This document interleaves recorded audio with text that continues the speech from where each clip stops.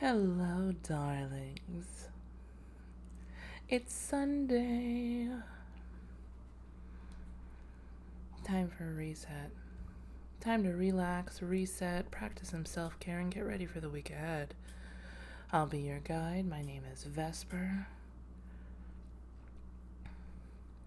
the embodiment of all your nightmares and the voice of all your fantasies. Your day's been going well. My day's been alright, actually. Pretty chill, honestly. Uneventful, which is what we hope for on a Sunday. Trying to set my microphone.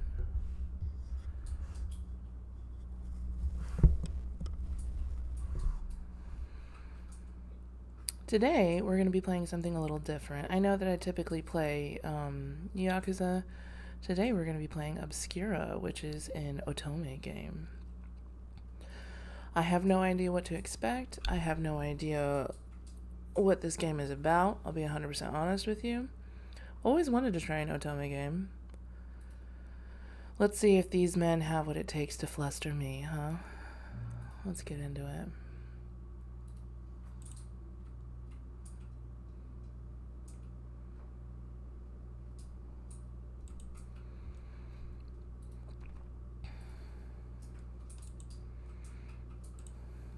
Right. It already is starting off with quite the hit. It gives you the warning, this is an 18+ visual novel that contains mature and heavy content, descriptions of gore, and suggestive content. Please check our warnings page for more details. Clearly,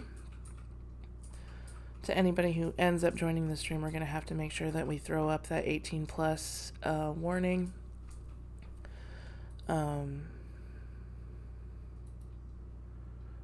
Thank you, Ham.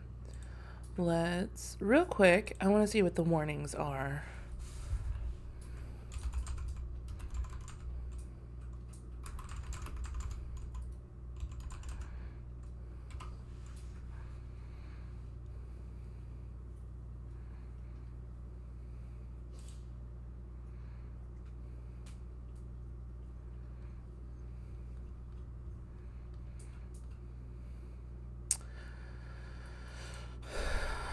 They have content warnings in game too. They do, but we're gonna, just for documentation purposes, we're gonna look on their website here. Under content warnings, it says this game contains unhealthy relationship dynamics, religious themes, drugs and alcohol, violence, and themes of human trafficking? Okay. More specific warnings are available in the game, and a comprehensive list of warnings available here.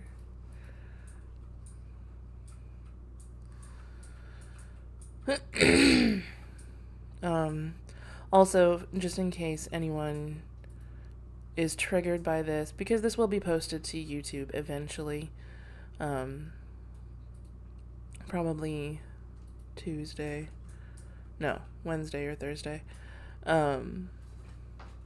For documentation purposes, if any of these things are triggering for you, this is not the game for you, okay? We have mentions of terminal illness,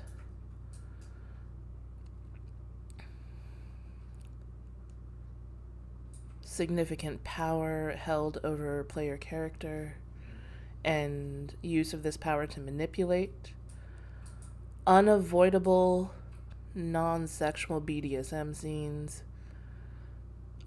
depiction of community violence, religious themes, abuse of religious authority, power play during a prayer session. That's interesting. Alcohol use, drug use, drug trafficking, human trafficking, has to do with a marketplace. Also, human body parts are bought and sold. Depictions of violence with knives, swords, nooses, and poison. Goodness. death threats, interactive depiction of torture, lots of sexual themes.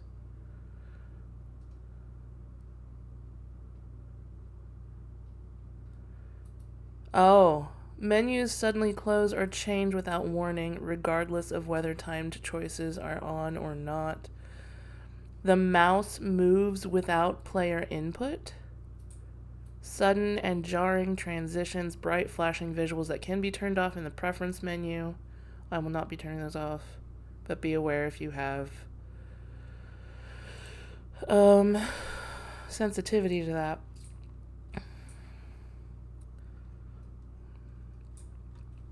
This is a very explicit list, but that's the main concerns here.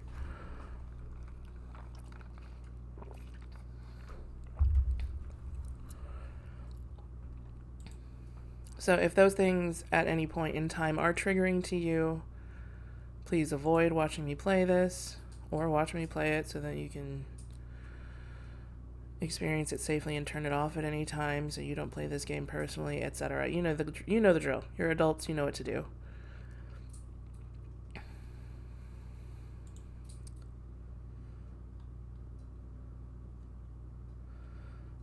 We do have a list of characters. Should I read this?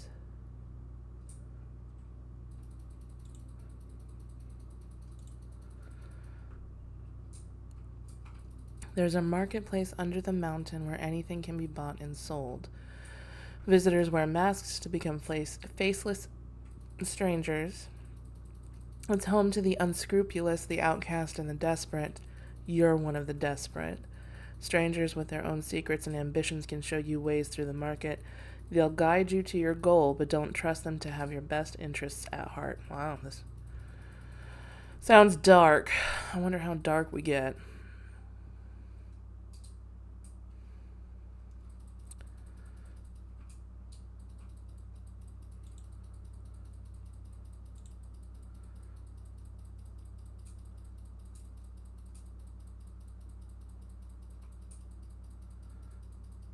This has a lot of, like, aesthetic themes that I'm all about. So I'm so curious how this is gonna go.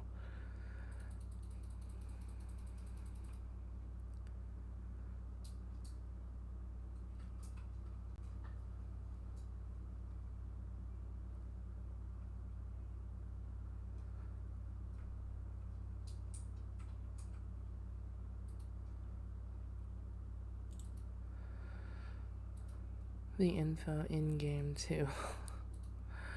I mean... Hold on.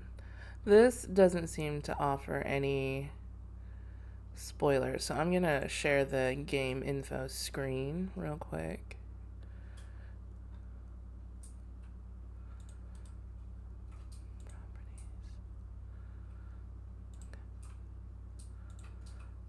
Okay.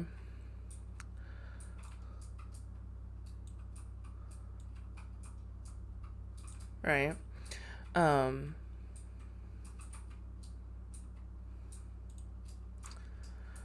There are character sheets here. We have Kier, the sarcastic thief. Where there is a market, there are thieves. Kier steals to feed hungry mouths, but never forget that to survive at the fringes requires the most ruthless kind of pragmatism.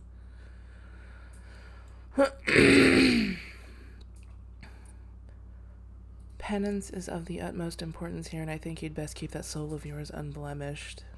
I already don't like this person. The Church of the Lunar God offers sanctuary to all who come to its doors, and Cirrus will give aid to those who request it. But there is no such thing as a gift in the market, and whatever aid Cirrus grants, he will want something in return.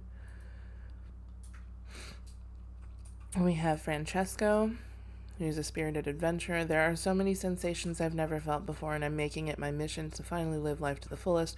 Sweet and sun-kissed, someone like him does not typically come to the marketplace. Can you trust this seemingly innocent man in a place where everyone keeps dark secrets and appearances could be the most misleading of all? We have Oleander, which is an interesting name. You want my attention, you've got it. Meet me later, you'll see what that gets you. A market needs things to sell, and Oleander is happy to provide anything you can ask for at a price. Hedonic and charming, he makes all his work into games, but he won't say to what end he's playing. And Vesper, the cursed protagonist. I already like this character the best. The people down here have beautiful taste. No one goes under the mountain without a good reason. Unfortunately, you have a great reason. Whatever you were above ground, now it is the time to abandon it. You like the protag named after you? Uh-huh.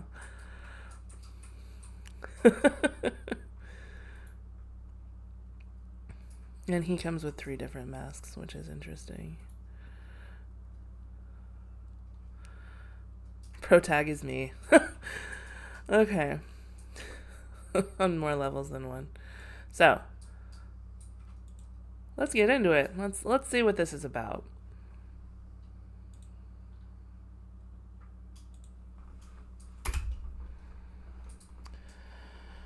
Contains instances of rapidly flashing images and text effects. These effects can be turned off in the preference menu under the flashing visuals option. Thank you so much for your support. Enjoy.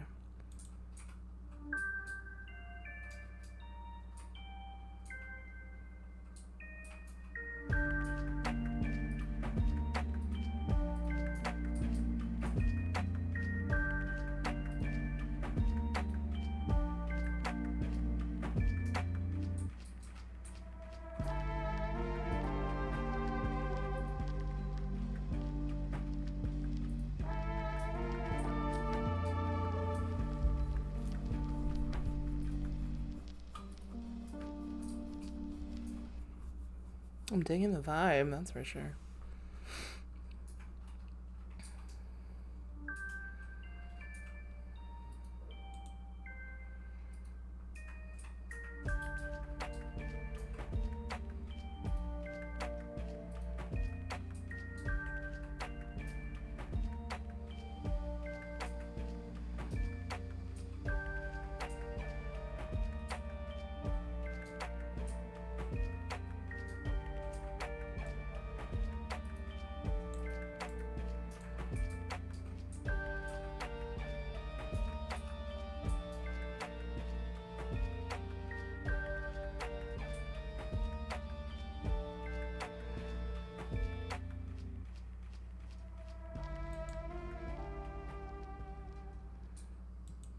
What's your safe word?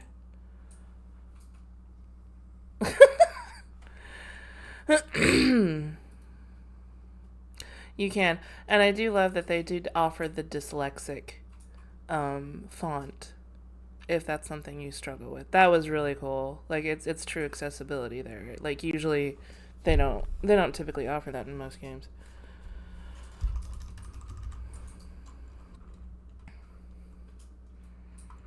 Type in my safe word.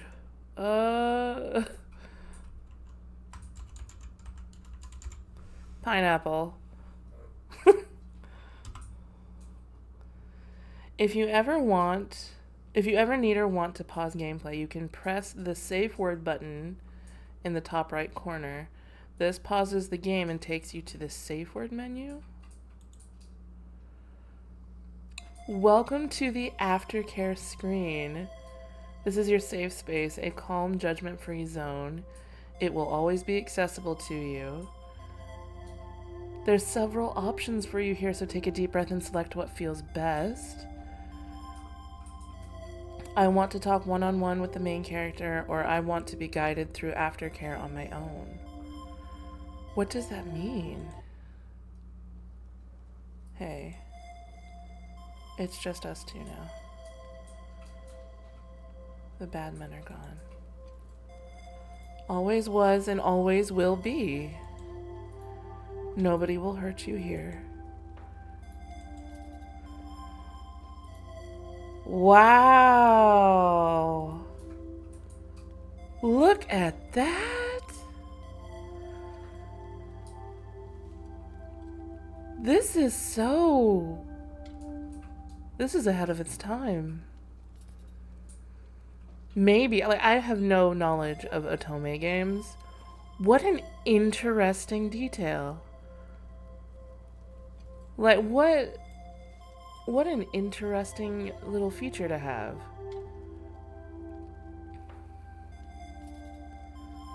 Someone in the actual scene wrote this, or was at the very least consulted.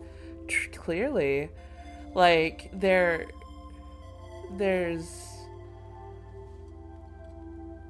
Okay, so let's see what they do in crisis, right? Let's see what they say when you're panicking. Okay. Let's breathe through it together. Inhale as you count to 4. Hold it in for a little while, then release while counting to 4. Gently. Every time we exhale, the negative feelings will follow. I'll wait for you right here. Grounding. Oh my goodness. What's one thing you can see? Oh, I have to type. Oh, that's so cool. What's another thing you can see?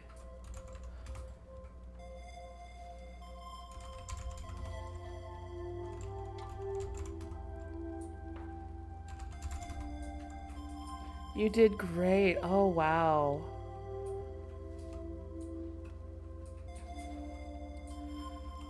Someone also left a slice of meatloaf on their plate. How many things can you hear?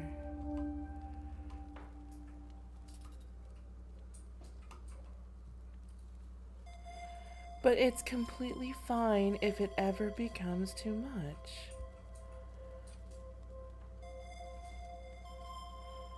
It's fine to click away. There's no shame in that. Before I let you go, promise me you'll take care of yourself. Do it for little old me. And now you can stick around for as long as you like. I'll be here, okay? That's wild. That's absolutely insane.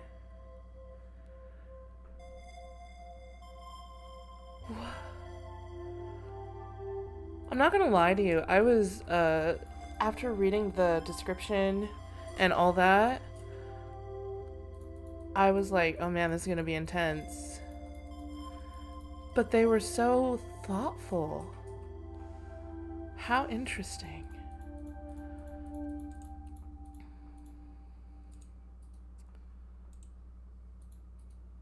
How interesting. Who's the dev for this? Rotten Raccoons. Rotten Raccoons. I'm a fan. I'm a fan. If ever you come across this stream, know that I am a fan. Brilliant. Brilliant. Excellent work. The X key will also take you directly to the safe word menu during gameplay. Leaving the safe word menu will take you back to the game. Hidden by default, but can always be seen by mousing over. Oh, how nice. It can be made always visible in the preferences menu. Wow.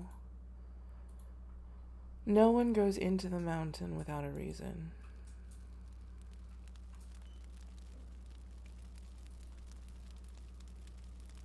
I thought it was really cool when I first saw it, honestly. It's so cool. What an interesting and extremely interactive exercise for someone in mental crisis. Buying. No one takes their past into the mountain. How are you going to pay? Some fun, some work. Good luck with that. Everyone knows what it means when you go. No one says anything about it. Give me your bags. The guard looks through my things with perfect efficiency. Bored, they start asking me questions.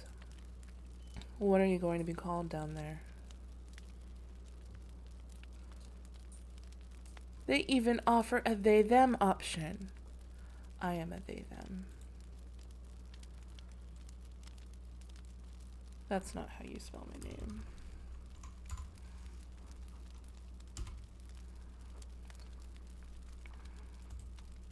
Good choice. You have a mask? No one would sell me one. If you're buying, we're selling.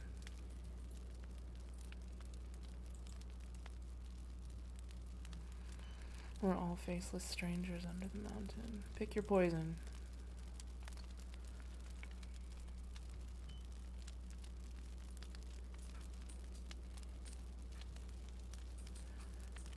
Worn lace and gold trim. What are the three?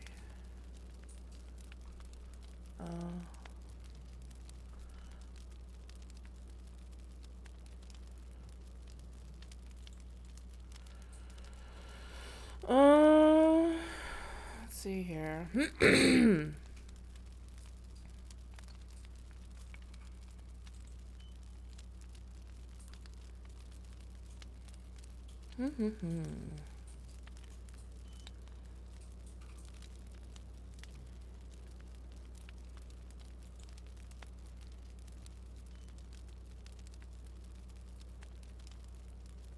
I'm gonna do the flowery one.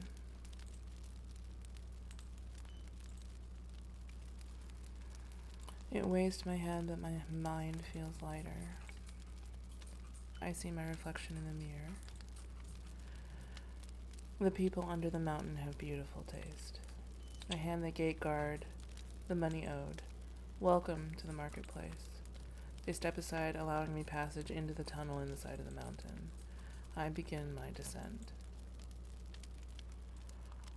At first I often wonder if I've been tricked in some way. The passage grows narrow, the air stale, and the path uneven. I am walking by the last feeble threads of light that reach this deep. Hi, Pyro. Hey, just so you know, we're playing a different game today, and it has some really heavy themes. So if these themes are triggering for you, then maybe you might want to skip stream today.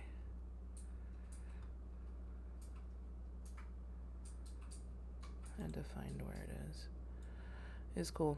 Says that this game contains unhealthy relationship dynamics, religious themes, drugs and alcohol, violence, and themes of human trafficking. If any of those, go to the pause menu.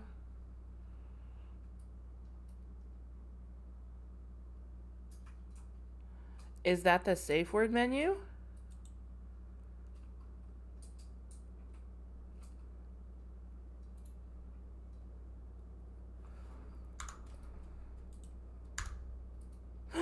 Whoa, okay.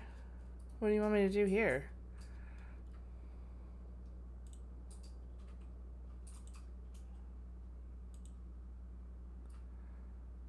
Pref.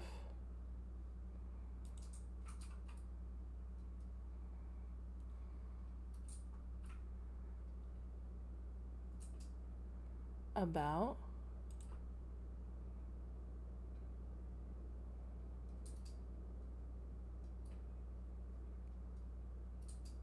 Okay.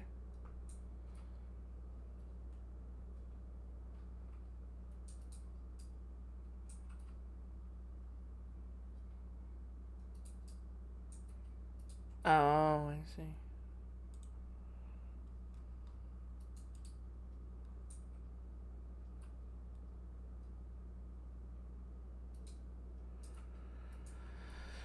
It would be, but it's okay.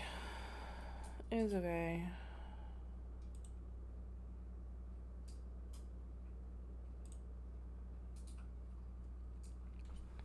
It's okay. Moving on. But then I see something. A shimmering pale blue glow from around a corner. I fight through the narrowing walls until I'm able to turn the corner. The passage suddenly widens, then it opens. I step from the passage into the cavern, so massive I can hardly see the end of it. The marketplace. There are several masked people who are seated or leaning against the walls around this little entryway, and now they are approaching me. Welcome, newcomer. A fresh face. Someone new could use a guide, couldn't they? hucksters, or perhaps petty thieves looking for an easy mark. My valuables are kept under my heavy robe. Safe from pickpockets, I steel myself and march forward past the strangers. There is no logic to this place. A fishmonger selling dried and salted fish sits next to a bookseller with stacks of forbidden tomes. A fungusman and a bird keeper are bickering. If they weren't obvious scams, I could have taken one of the offers for a guide and saved myself some time. I gotta move this. At first, I glance at each stall in turn. Out here, nearest the entry tunnel, all of the stalls are selling simple amenities or cheap thrills. The sorts of things a departing traveler might want to have when they ascend, not what I'm looking for. It's not here. The music is cool and a little ominous. I'm digging the vibe, I'll be honest with you. Also, there's a safe word menu and it walks you through calming down. It's the wildest thing. I was just in it and it's so in depth. It's so nice. I'm a cheap thrill. I know, honey. We all know. Anyone who is in here, most likely a cheap thrill. No offense. But I am in fact the horniest person here. Well, I suppose it wouldn't be. Asking one of the sellers, I get directions. The rough walls of this cavern shifting and trembling in unsteady candle and glow-warm light suddenly turn smooth where natural walls turn to human carved. I am getting roasted. Not my intention. The ramshackle stalls turn to ramshackle buildings to painted and varnished walls.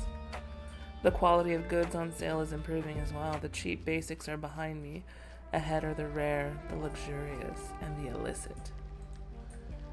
The real reason anyone comes here. Seeing the sign for an apothecary, an easily recognizable serpent coiling around a staff, I slip inside. Welcome. The shopkeeper is masked, of course, but that is not what grabs my attention. The din of hundreds of voices selling and buying and negotiating in the echoing caves is muffled, but not by much. That's because while the apothecary has 4 walls, there is no roof over the store. Newcomer, huh? What? In quality, or that I'm easy to buy? The latter is definitely true. Easy to buy. Honey, nothing in this chat is cheap as in low quality. I only deal in high quality goods. Exactly. You must be a fresh arrival. And why would you say that? You're staring where the ceiling should be. Ah. I suppose in a city with no sun or rain, roofs are unnecessary. The only thing a roof keeps out in this marketplace is thieves. A common wow. I am a high quality good sold for pennies on the dollar. Nah. Not you. A common weather pattern here? Far too common.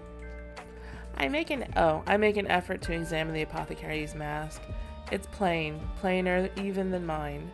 Perhaps he's frugal, or perhaps he's poor by the standards of the marketplace. Well, you weren't driven in here by the weather. What do you need? Cheap with some expensive taste.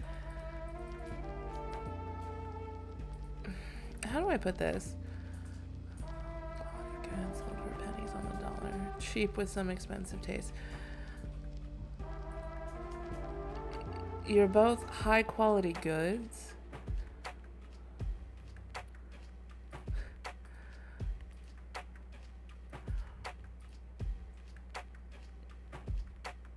I don't know how to say it.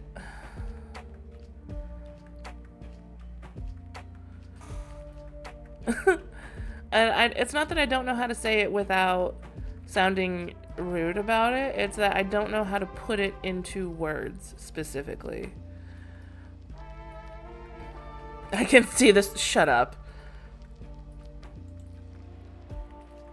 I'm looking for Lunar Ichor. I get you, though. Yeah, I mean, like, how do you put that into words? Easily sold by friendship and entertaining conversation. Engaging thought. Like, I resist the urge to explain my circumstances to the shopkeeper. No matter how meaningless or petty they may seem, my secrets are one of the few resources I have in these depths. I'm an engaging thought. All right, Ham. You have expensive tastes or terrible luck. So loyal and loving? Exactly. What I don't have is Lunar Ichor. Is that something you can remedy, apothecary? No. If money is a concern, I can make arrangements. It's not the money. I could never afford to stock that damnable ichor. Even if I could, I doubt I'd be able to stomach it. She's talking about me. Honey, stop. The rumors were true then. That is unfortunate. Where does one go then to find that damnable ichor? Smuggler dens, the vaults of the lords of the market, or perhaps you could take a knife to the lunar god. Failing that, the auction house may provide. It's the largest house this side of the Ruby Walls. It even has a roof. The apothecary cannot see my smile, but I hope he can hear it. I thank you for your timely advice, sir. Save your thanks for the lunar god. It'll be a miracle if you get that ichor. I take my leave of the shop. The noise rises again from loud to deafening. There are tunnels and additional caverns in all directions, but I continue the way I was going. If the walls are getting smoother and the buildings more beautiful, then I'm approaching the richest part of the market. It stands to reason that this is where the auction house will be. Keeping my eyes up, it takes no time to find the auction house. It is, as the apothecary said, the largest house this side of the Ruby Walls. There are long chains of glowworms draped over the promised ridge roof that dangle and sway as the air shifts in the cavern. The building itself is deep, garnet red with gilded trim. Message received. You're wealthy. Whoever built this. The doors, covered in tiny engravings impossible to interpret in the dim lights, are wide open. Bright golden lamplight pours out into the street. People are freely milling in and out, and so I slip inside. I am underdressed for the occasion, but neither of the guards standing at the doors move to stop me. The sound of the outside suddenly dims, and I have to blink against the sudden brightness. I can hear my own muffled footsteps as I cross the plush carpet to deeper into the auction house. I can't read today. The whispered conversations through masks make a thin fog of sound compared to the din outside. The signs are in a language I do not recognize, but I can make some educated guesses. The ornate double doors standing locked and guarded must lead to the actual auction hall. There is a short, uncarpeted hall with gleaming polished floors lined with several doors. After a second, I see a giggling pair exit one of the rooms and straighten their clothes. That explains that, then. There is one door that is little more than a window. Whoops! I didn't mean to do that. On hinges. I peer inside for a second, only to see an ordinary office. Come in! The stranger standing behind the desk waves to me, so I step inside. Pardon me, I didn't mean to intrude. You can't intrude on the bookkeeper. I must always be available. You must be? How else would anyone check to ensure I am not meddling in the books? Does it really come to that? Well, I have no such concerns. A buyer, are you? Couldn't I simply be a browser? You really believe someone would come to the marketplace, to the auction house, just looking to see what they find?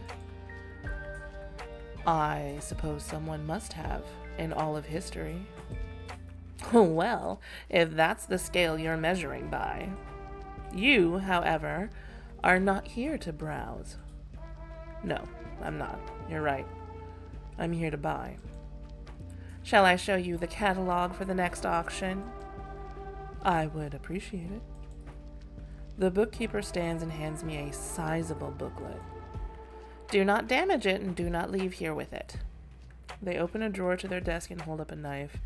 It's a little thing, but I have no doubt they could kill me with it. And then they sit again and resume their work. I flip through the book.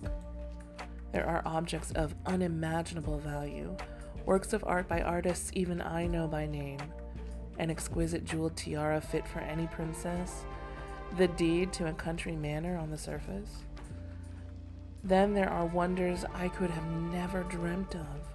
The bird wreathed in flames that never burns, the still beating bloodstone heart of some rock nymph, a potion of clear vision.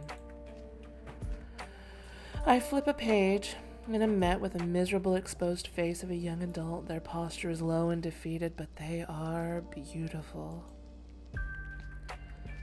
The text informs me that whatever is paid in the auction will be sent to their family within the mountain. Surely not. I flip the page again. There are no other people in the catalog, but one is enough to turn my stomach. Thank you, bookkeeper. They got any wine? No. Finished already.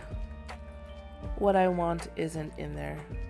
And what is it that you want? I'll check the history, see when it was last sold. I bite my tongue for a moment. Lunar Ichor. An unlucky one, aren't we? I couldn't say. If you would, bookkeeper. They shuffle through a notebook. I try to read the text, but it's nearly impossible to interpret their faint pencil scratchings. We want the good juice. More bad luck. Oh, more bad luck to heap on your pile, I'm afraid. The last sale was 3 months back. It's unlikely we'll get another sale for months yet, unless someone new comes with a stock. It couldn't be easy, could it? And what was the final price for it? For a lot of 12, the number they tell me is The number they tell me is stomach dropping. I could not gather those funds in a lifetime, even divided 12 ways. The price for a single vial is well beyond my means. My life savings weigh heavily in the coin purse under my robe. Dead weight, it seems. By your silence. Can't you just go to the moon? Can't we just go kill the moon god? Can't we just walk right up to him, stibby stab, and move on? By your silence, I guess you don't have the money. Thank you for your time. I try to keep my voice neutral. When I leave the auction house, I momentarily lose my sight and hearing as I adjust again to the dim, echoing cavern. I don't notice the direction my feet are taking me. My hopes for a quick visit to the marketplace have been thoroughly dashed. Now I have to determine what to do. I don't know why we need this, but we're not giving up. I cannot allow myself to give in to difficult circumstances. If I give up on getting the lunar ichor, I might as well throw myself off the mountain. For now, I need a place to stay. My feet ache from the climb up the mountain, and my spirit is draining away in these cramped, noisy conditions. I stop by a stall and ask directions for a decent inn, rest stop, public house, anything. Following the directions through a short tunnel, I wander through a quieter district of the marketplace. Though quiet is relative. The guest house is a challenge to find, though I hesitate to call the ground down walking paths roads. There are rest houses lining them on either side. The Leaping Bear, the guest house recommended to me, is nothing remarkable. The building has a roof, but the building itself is mostly made of raw wood. The brass doorknob is smooth under my hand, polished by the thousands of guests who come and go. Inside, the atmosphere is boisterous, but on the scale of a handful of people singing a drinking song. The chaos outside is already muffled and distant. Welcome! The woman who approaches has her face fully covered in a bear mask, but her neckline is untied and exposed. I wonder who she works for. Hello. I was told this is a good establishment to stay the night. You were told right. Except the part about night. Here there's no difference between night and day. Plenty of folks are up all hours of the day, as you do, just sleeping when they're tired and forgetting the sun ever existed. I see. The bare-masked woman has me sign into a guest book and pay for the night. You have the room for 24 hours. If you're staying longer, I expect you here to pay for more time. If you don't, you might find all your things at a moon shrine. I'll remember. Thank you. And you'll be needing these. She hands me a dull metal medallion on a leather string and a key. Dear Rufus over there. She gestures to a mountain of a man, also in a bear mask, standing by a door. Make sure only guests go to the rooms. That medallion proves you're a guest. Don't lose it. Or else I'll find my things at a moon shrine. Pick things up quickly, you do. Seems like an important skill to have here. Quite right. Is he busy tonight? What?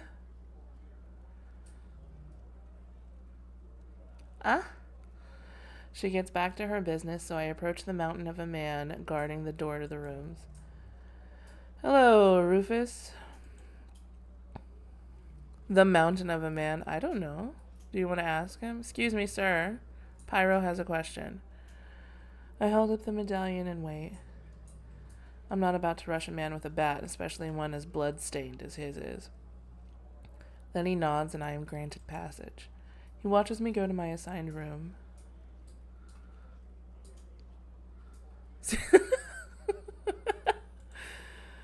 I suppose it's a good measure to prevent theft, but then so is a bloodstained bat. Sleep doesn't come easily at first. How can I risk sleeping in the marketplace? But it does come for me. In the metaphorical cold light of morning, I see the sense in my choice last night. I cannot leave the marketplace without lunar ichor. Thus, staying is my only real choice. I'm able to order something like breakfast from the Leaping Bear's kitchen, and then sit deep in thought staring at a bowl of porridge. Eating in this mask is a bit of a bother. I have to navigate the spoon around the mask. There's clasps, you know. I start at the sudden appearance of the proprietress. What? Feel along the side of the mask. There should be pins, or clasps, holding the bottom part. I do as she said and find little clasps holding two parts of my mask together. Well, I feel like a proper fool. It already feels strange having my mouth exposed, like a funny kind of nudity. Newcomers are all a bit foolish. That's part of their charm. Thank you, I think. Just keep your wits about you. You'll live. You make it sound so dire. Well, you're here, aren't you? You're not wrong. No one comes here without a good reason. God, I keep doing that. I should think. What's yours? A personal matter. Buying or selling? That's all there is down here, after all. Buying. Something I might not be able to afford, it turns out. Having trouble? No. You want to know what it is? It's the right mouse button. The clicker. The thing. If I don't pay attention, my hand becomes heavy, right? and it just slips. It's a very sensitive mouse. That won't narrow things down too much for her. Well, depends how you try... Oh. Well, depends on how you try to buy things, doesn't it? Money will get you anywhere if you have enough of it, but there's other roads out there. Is that something you'd know a lot about? I couldn't say. I only know what stories the guests bring in. She says it flippantly enough that there must be a story there, but I resist the urge to dig. Then I suppose my next job is to find what paths I can use. Thank you. Oh, not a problem. The masks trouble everyone at first. You just ask for Bruna if you have any more problems. I'll be happy to help. She sweeps away to handle another matter, and I'm left with far more productive thoughts. Money won't get me Lunar Ichor, but something else might. Influence, friendship, violence, guile. My body, if it comes down to it, anything. We seem awfully desperate. I don't know what this Ichor is for, but we seem desperate. A rocket.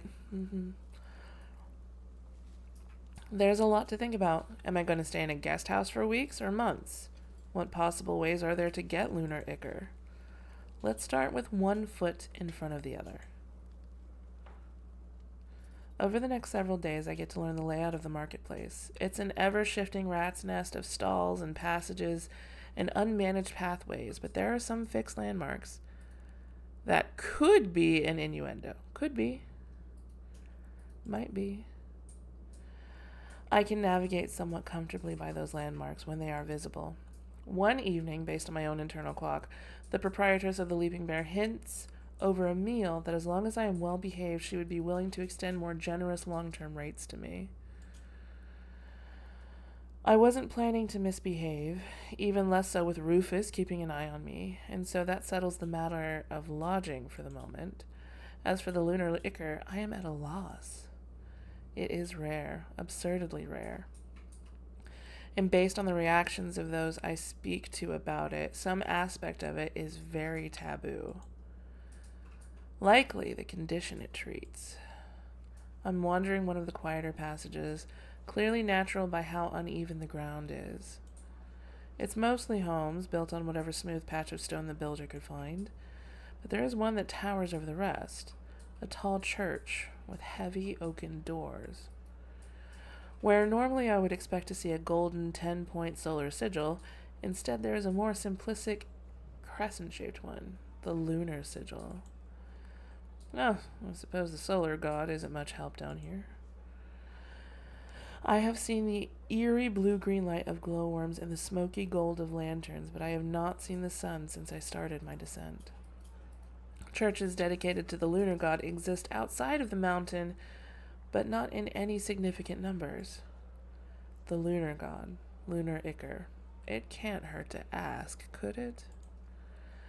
I'm not sure I believe that the lunar god must bleed for there to be Lunar Ichor, but there is no harm in checking. Hey, stop! I halt in my path instinctively, although after a moment I can see no one was speaking to me. Instead, there is a raucous crowd gathering just down the tunnel, shouting and tussling. A few people in utilitarian masks and what looks like uniforms are trying to push their way through. Looks like trouble.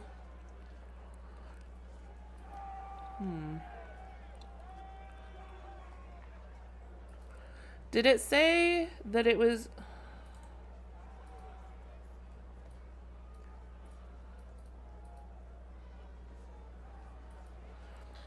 just down the tunnel. Alright, so, like, it's not right in front of me. I kind of want to... shit. I kind of want to see what happens. I could save. Let's save real quick. Let's see what happens next. Idle curiosity keeps me where I am, watching the ruckus of the crowd intensify. Very suddenly, one of the members of the crowd breaks away and sprints directly towards me. I start moving backwards, trying to step aside. I misjudge my step and stumble. I fling a hand out in attempt to find my balance. The sprinter slows down very slightly as they get closer to me, slow enough to catch my hand and jerk me forward. I try and pull my hand away, but it's impossible. The runner pulls me along and I have to use all my focus to keep up. The stranger says, "Stop, thief!" Thief? I cannot help my astonished outburst. What, like you're surprised? We pelt down a tunnel. Many of the people step aside for us, hardly surprised by a pair sprinting away from a collection of uninformed officials. I wouldn't want to be involved either. The runner takes a sharp turn, nearly wrenching my arm from its socket. I know, a fully drawn character. I yelp as I follow along. It can only mean one thing, right? Then we take a turn into some sort of business establishment. The runner does not slow down for a second as the shopkeeper opens the back door for us and closes it once we're through. The back alley we're in is uncomfortably cramped and we have to shuffle through. Hold on. All at once the thief turns, grasps my shoulders, and pushes me backwards until I'm pinned against a wall. Sir. What the...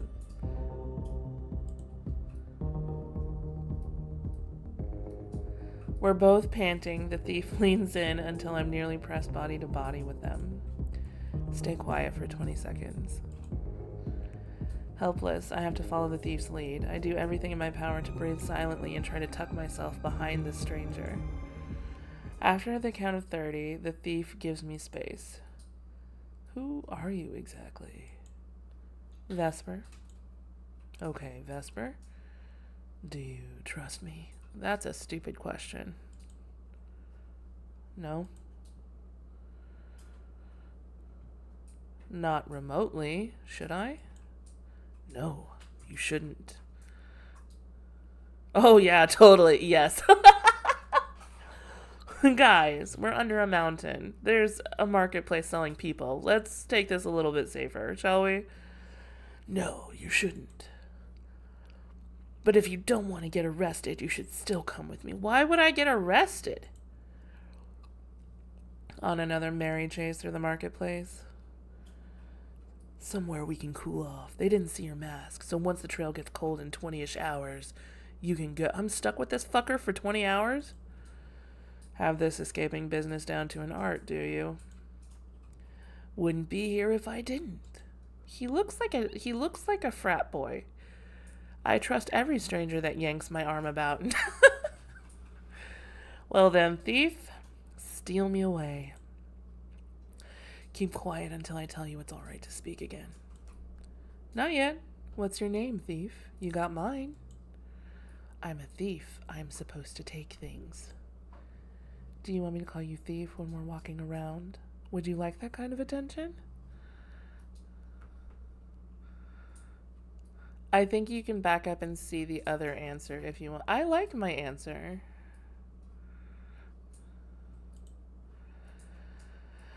You're not always going to be this mouthy, right?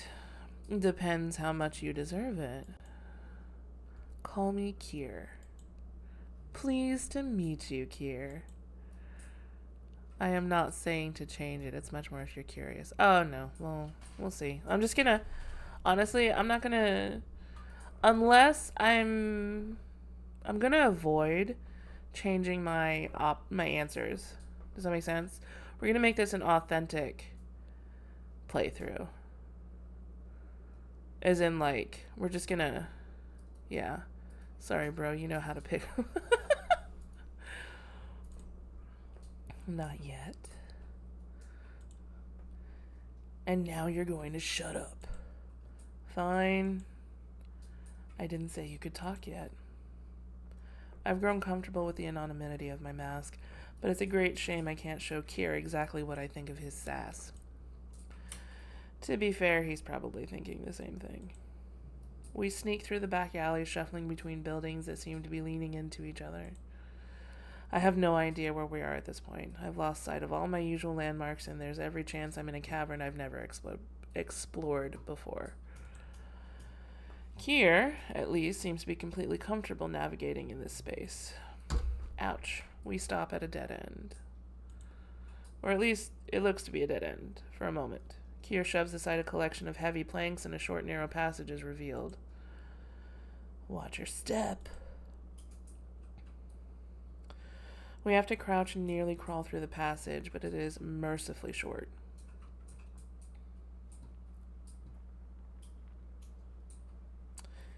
Leads into a small open space behind several rough-built houses. At least, I think they're houses. A lanky teen staring us down from behind a scrappy, stiffened fabric mask. Hey. We're sunstone polishers, don't mind us. K. A code phrase? Still no talking. I roll my eyes behind the privacy of my mask. That sounds about right. I would roll my eyes. Then I take real stock of my surroundings. I am in a strange place with a man I cannot trust, and I only know about one exit, the one behind me.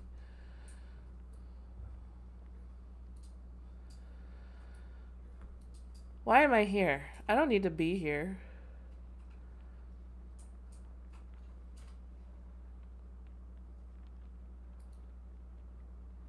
I could just leave.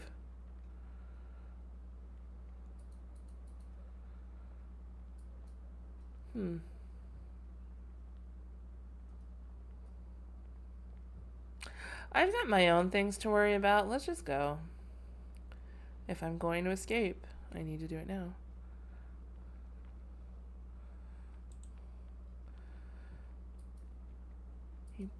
If he's walking away, pushing. Neither of them are looking at me. I step backwards carefully and quietly. They don't notice. See if thieves can help me. I don't... Never trust a thief, though.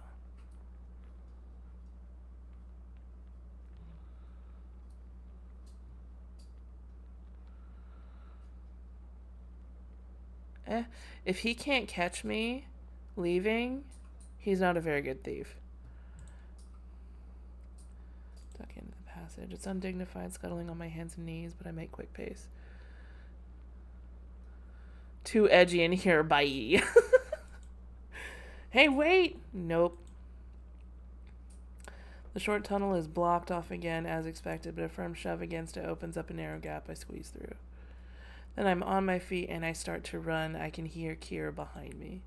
I follow the sound of people out of the alleyways and onto a main road. My heart pounds as I try my best to melt into the crowd. I am just one of the faceless many exploring what appears to be a row of massage parlors and gambling houses. Slowly I start going back the way I came, into more familiar territory. And eventually the church comes back into view. I slip through the imposing, massive oak doors. The carvings and the wood press into my palms, a surprisingly comforting, grounding sensation. Then, once the doors close, the change in atmosphere hits me. Whoa. First is the smell, candle smoke, heavy incense, and cold, crumbling stone. Then comes the solemn silence, the kind that reminds you of your place within these holy walls, in the oppressively tall ceiling. I'm finally alone, even just for a little while. It's a welcome relief from the chase and sneaking around. It feels like I can truly relax here. I take that moment to release the breath I was holding and take in my surroundings. This is where the inhabitants of the underground come to worship the lunar god. It's also a reminder that I still haven't found any adequate leads for the Ichor. When I take a couple of steps down the carpeted path between the aisles, I suddenly make out a figure behind the altar. They're wearing long robes. A priest, maybe? Excuse me. I call out, taking care not to raise my voice too loud. The person shuffles around, and I see they're masked too. Although this comes as no surprise, it's an unfortunate realization. Even those in service of the lunar god aren't safe from the marketplace. As they approach, I notice the distinct glimmer of a golden brooch nestled between the folds of their clothes, proof of their holy devotion. Their entire appearance is refined and almost ethereal. A rich, silken voice. It takes me off guard. Oh no. Do my ears deceive me, or has another fight broken out? The priest stops a few meters from me, and from here, I notice that their mask doesn't cover their mouth, which is set into a thin, disapproving line. You're right. It's quite the scene outside. I pause. I was hoping I could lay low here for a while. I'm not one for brawls. My star. The church will always be a place of safety for those who need it. Please stay as long as you'd like. Polite. Unlike a certain someone who tossed me around and shut me up without remorse. See? I was taught that all lunar priests believe that all lunar priests call believers their stars, but it still makes me smile. Well, thank you, Father. A twitch of their lips. Cirrus, you need not call me by those stuffy titles. A man's name. I had a feeling. I doubt it's his real one, as is the case with most people in the marketplace, but even a fake name speaks volumes about someone's personality. Would you like to light a candle while you're here? Huh. Sure, why not? I follow him towards the back of the church, past the initial altar, and stop in front of the statue. It towers over us, surrounded by row after row of marine blue candles, and the sight takes my breath away. A sea of light. I don't believe I've seen you around these parts before. Small talk. I light a match and watch the flame flicker softly as I bring it to the wick. The only rational thing to do is answer with vague pleasantries to make sure I don't divulge important information. I'm far from being well-traveled. I think I might see the appeal now, though. Is that so? Despite not being able to see his eyes through his mask, I feel them on me. Cirrus makes no effort to follow up on his last comment, and the two of us fall into silence. You're a bit of an unusual priest, aren't you? His lips twitch again, forming into a polite smile. Would you care to elaborate? I like to keep my secrets. We're standing closer now, shoulders only slightly apart as we watch the new flames sway in unison with the rest. There's such a strange comfort to it all. I could linger here for hours soaking up the atmosphere. I'm curious about what it's like. Being a priest, I mean. Demanding answers of me while not offering up your own. Behind my mask, I suppress a smile at his light prodding. Can't argue with that. Well, I understand your caution. The marketplace is by no means a safe environment. But if it's any comfort, my star, I'm bound to the lunar scriptures. It's my job to ensure the visitors here feel safe and cared for. The words roll off his tongue with practiced ease. That's debatable. I stumbled on every fucking word.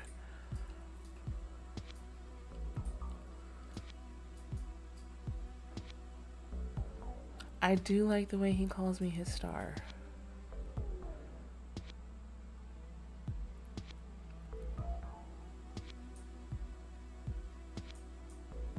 I don't trust him, though. Do it. I don't know. I gotta readjust. Hold on a second.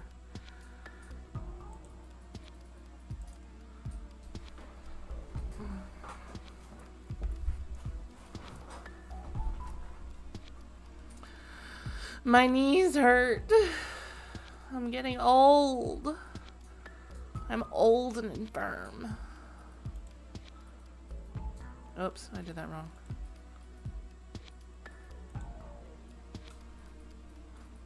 Hydrate, stretch. Oh my god, you guys love me so much.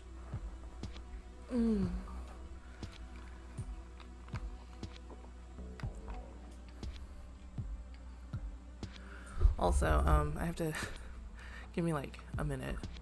Unshrimp thyself. You mean to tell me that a shrimp streamed this on Twitch? So, like, listen. I have to, like, put this stuff on my hand because my tattoo is scabbing really bad and it's really itchy. Also, it's really cold right now, like, atmospherically.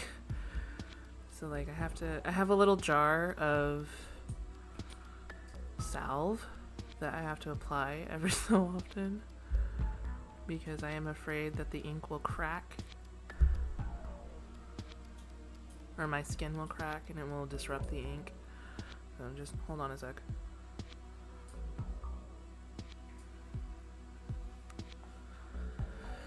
Oh my god. You mean to tell me you gingerbread this man? That's a good one. It puts the lotion on its skin or else it gets the hose again.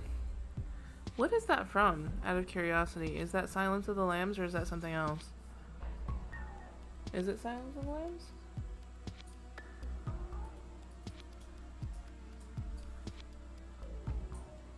I should probably sit down and read it or watch it at some point. Important media. I'll be honest with you. I don't like clergymen. Oh, okay. I take it you've seen it, Pyro?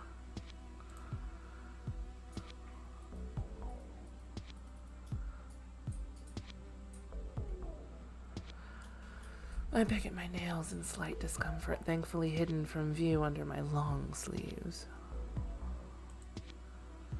He doesn't seem all that bad at first glance, but I don't appreciate the pushiness I feel from him. It's disconcerting.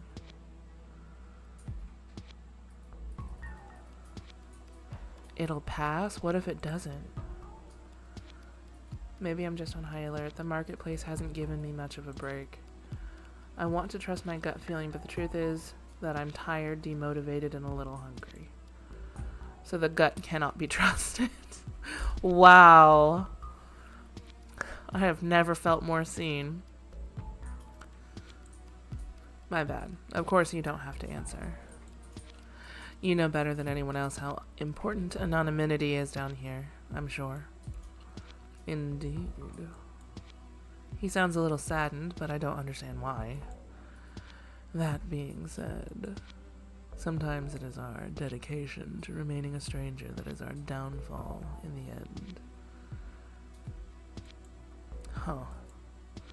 I don't really understand what he means by that, so I dismiss it as a priest's philosophical ramblings. I think I ought to be heading back soon. Errands won't run themselves. Good luck with that, my star. What? Excuse me. Goodness, that was rude. What can I call you next time we meet? Next time, huh? Vesper. Cirrus repeats it, testing the pronunciation. Then a smile spreads across his lips. Don't like that. It suits you. Thanks. Picked it myself. Quite the mouthy one, aren't you? Excuse you? It's part of my endless charm. That it is. We bid each other a polite farewell, and before I know it, I'm alone in the streets again. That man makes me nervous. Everyone says you're mouthy. I know. I can't help but feel a twinge of paranoia at the thought. God. Or at least the first two guys. How many guys are there? 1, 2, there's 4. Right? 1, 2, 3, 4. 4. 2 out of 4 so far. Both of them think I'm mouthy. I can't help but feel a twinge of paranoia at the thought of the thief finding me, but I can't let that stop my search. I trudge through the market stalls, sweeping over any new available content, as I have every single day since coming down here. Murky colored crystals, vials filled with shimmering liquids, rare animal leathers. Protag is a brat. I don't know. But nothing even remotely resembling the ichor catches my eye. The serenity that filled me at the church is instantly quashed. Instead, all I feel is dread. I've already been over this. Would Cirrus know anything? It's worth asking, and it's the perfect excuse to head back to the church tomorrow. That's right, we didn't ask, did we? Jesus. Until then, I keep walking, because that's all I can do to keep myself busy. At night, I toss and turn. Not even the inn's freshly cleaned sheets do anything to soothe my restlessness. Question, am I a brat? Not Protag, me. Is me brat? Me brat, yes or no?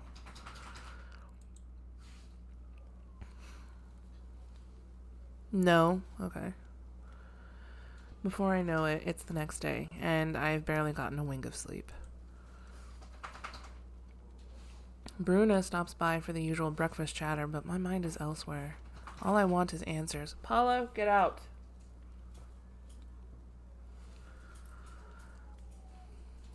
You don't get that feeling? I don't think I'm a brat. You can be one, but you aren't one, if that makes sense. Hold on, my husband's next to me. Honey, am I a brat? Yes. He says yes. I don't think so. Legitimately? He's just over here going like this.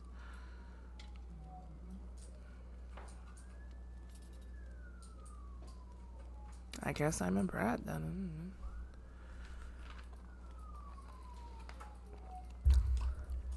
I could have guessed he'd answer that way.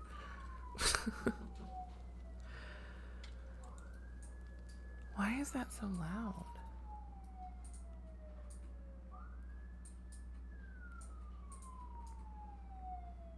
I cannot wait to move, let me tell you. Kind of like most people can be assholes, but aren't an asshole usually. Okay. That's fair. Eventually, I'm back at the doors of the lunar church. Something about them beckons me, a deep magnetism that draws me straight through the entrance without a second thought. All right. There's a different incense wafting around today. It tickles my nose with notes of mahogany and velvet. I think you're more playful than bratty. I mean, that is the persona, isn't it? I expect to see Cirrus in the same spot as yesterday, but find him farther in this time with an unmasked woman kneeling before him. It takes me a moment to understand what's happening.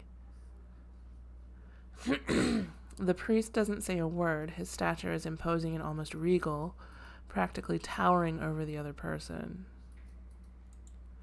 Completely different from yesterday. I can't really make out what he's saying, but she doesn't move, and eventually his hand finds its way to the top of her head. Perhaps he's blessing her? I don't think he's blessing her. My favorite type of blessing? Is that what you just said? Oh my god. Blessing in quotation marks.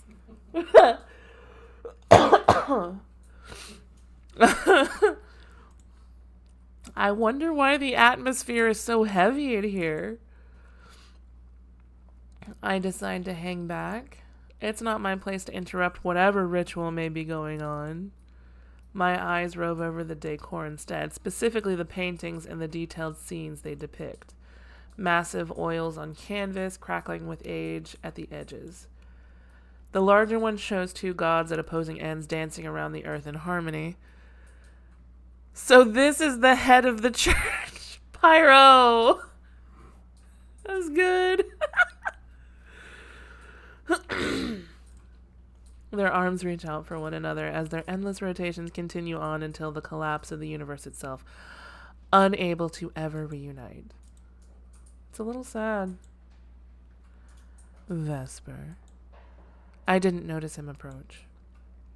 Seer's tone is warm and comforting, and the smile right under his mask peeks out as usual.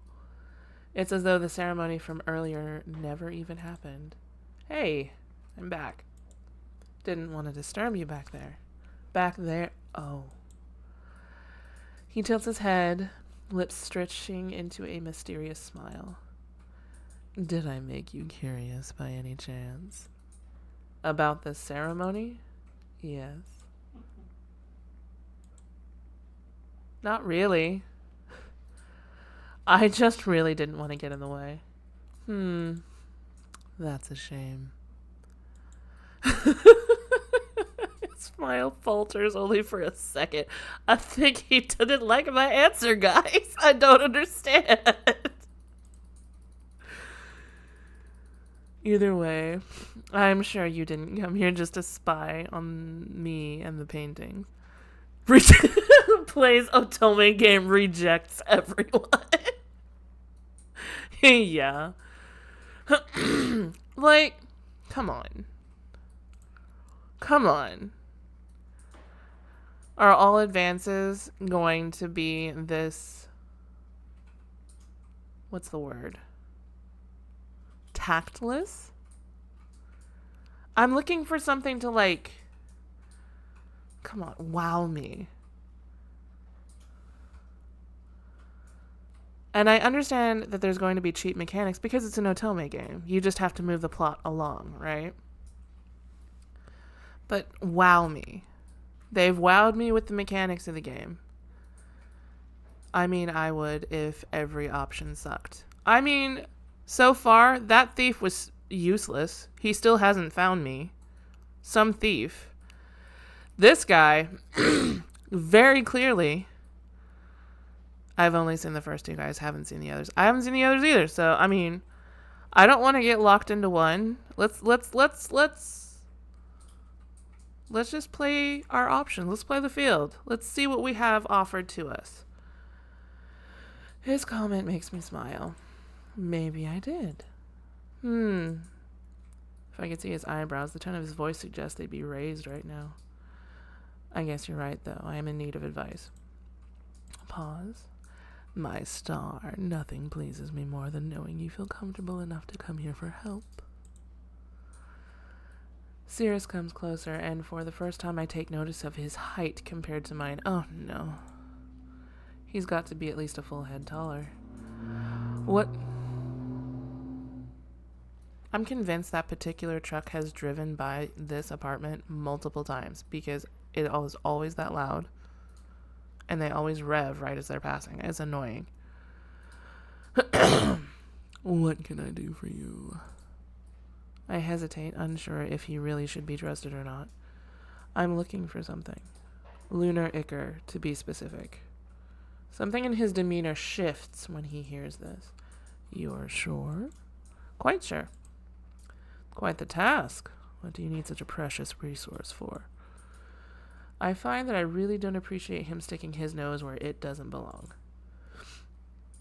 Oh, I see. Fractum anima. I thought that illness had very well vanished from this world. His words startle me as I instantly stare up at his face, hoping to catch a glimpse of his eyes through the holeless mask. The only better way to ensure he's telling the truth if he actually knows what he's talking about. But I see nothing, of course, only the intricate embossing in the metal surface. He knows the name of my illness. Wasn't expecting that. How do you... I've encountered it before, though it remains exceedingly rare. As is the cure, of course. I assume you've asked around and seen for yourself. The weight of the situation returns to me as my chest feels like it's being crushed. I know. I feel him placing his hand on my head to give it a gentle pat, a compassionate gesture. My star. What if I told you there might be another way? I feel my hand twitch, then curl into a fist. Impossible. I wouldn't be so sure. The lunar god is a benevolent, wondrous being. Goosebumps erupt all over my skin, and my heart leaps into my throat. It's too good to be true. It has to be. There's no conceivable way he could have the answers right here on a silver platter. This is the church of the lunar god, right? They should have lunar ichor. They at least have knowledge of it. I feel like that's a reasonable ask. Everything about the situation is making the alarm bells in my head go off. Oh, this is making your alarm bells go off, but him getting head at the pulpit isn't what triggered it for you. Instead of cutting Cirrus off, I wait for him to elaborate. Okay. His voice drops an octave. I am already losing my voice. I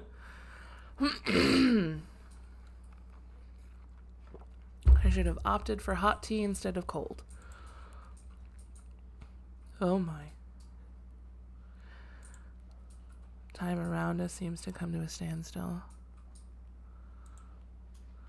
I don't have the cure here, not yet, but I want to help you. I see how brightly you shine and how much you want to overcome this. That kind of hunger for life. That smile says otherwise.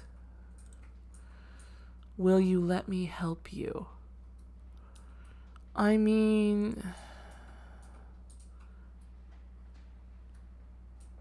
guys.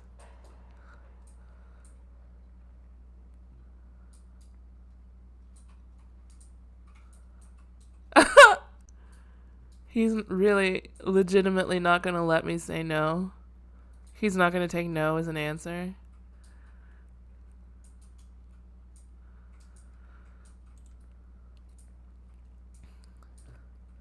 Is that even a question? Refusing would be utterly idiotic of me. Thank you. The words spill from my mouth before I can even think twice. I'm still in disbelief. My mind is overcome with a sudden wave of confusion. I need to know the details. He's been so kind to me, I have a hard time doubting the validity of his claims. Cirrus readjusts his gloves with practiced movement. I'll need a bit of time. Getting a hold of this substance is no easy feat. The disappointment in his tone is obvious, and I believe him. Even for someone with more influence, there's bound to be obstacles in the way. How will you get a hold of it, then?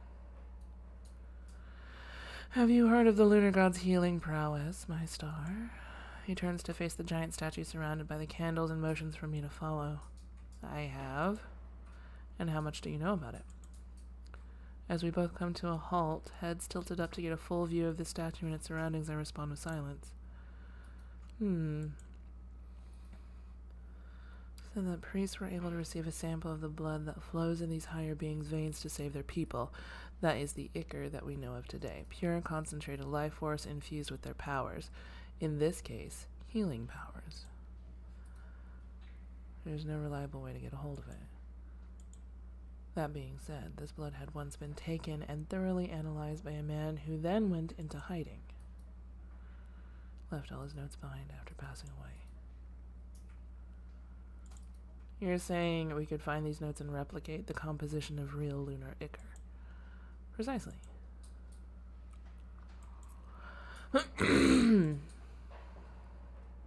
Where do you know all this from?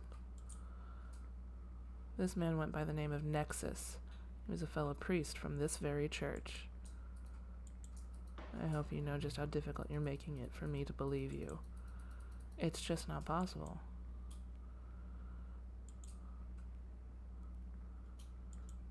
I did not know him well. Few people did.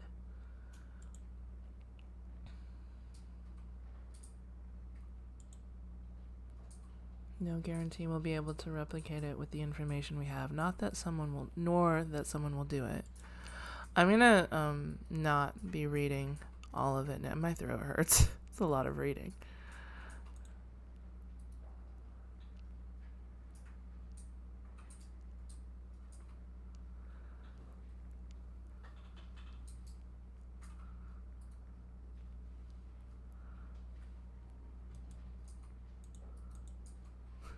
Hold on.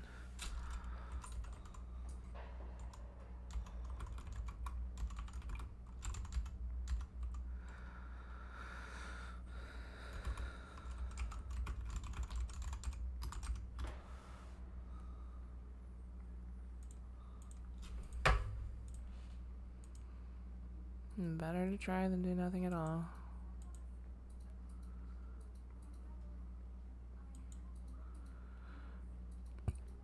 Hope soothing my heart.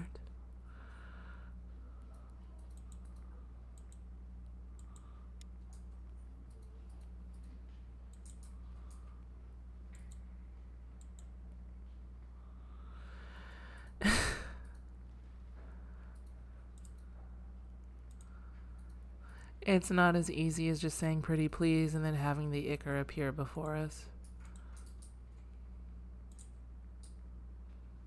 If you'd like to offer a prayer, that will always be encouraged. I mean, what's it gonna hurt? Why not? I don't know any lunar prayers.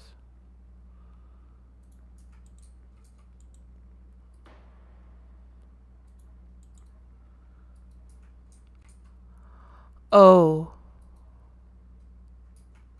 Oh dear.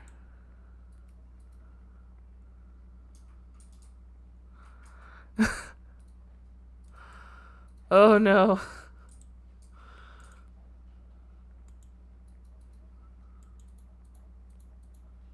He's done this a million times. Expose your emotions. I feel...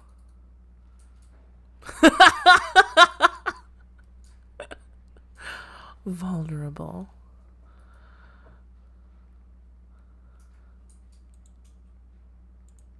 I don't recall ever feeling like this while praying, but maybe it's because of the position or because Sirius is behind me. You're almost there. I don't dare look back, but he begins a short prayer, speaking solemnly and clearly. Oh, oh, okay.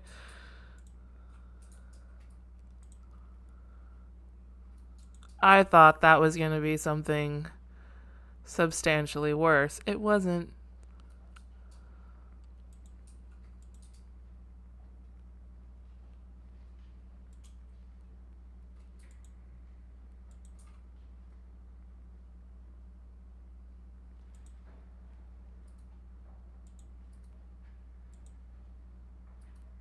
I'll come back tomorrow so we can start searching.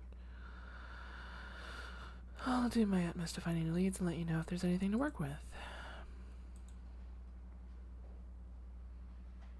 I thought he wanted to worship your moon, right?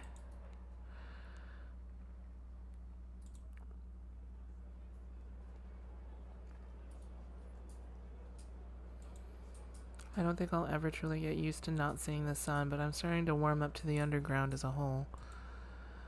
Another sip.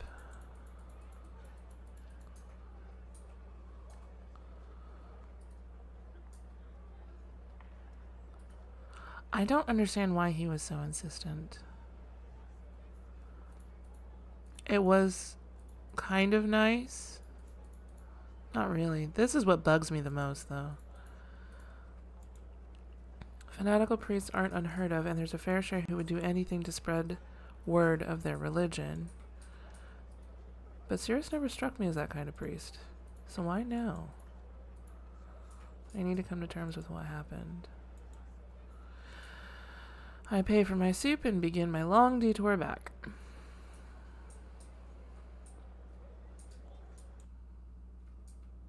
Still looking? Unfortunately, yes. I'll keep my eyes peeled for you. And the whole hour I've known him, right? Conversation. Say, could I ask you something?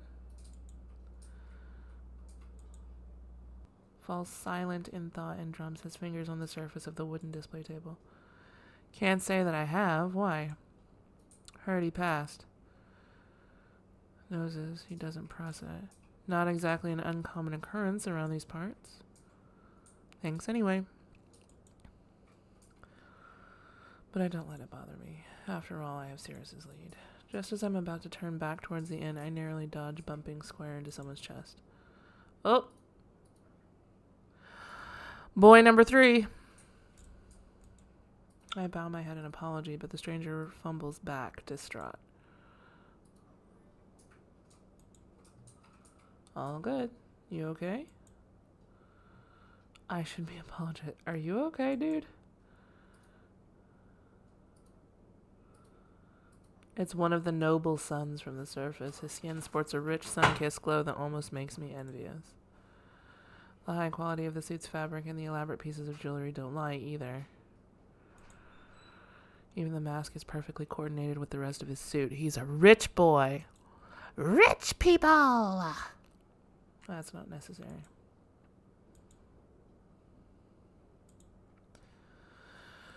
You are a very kind person.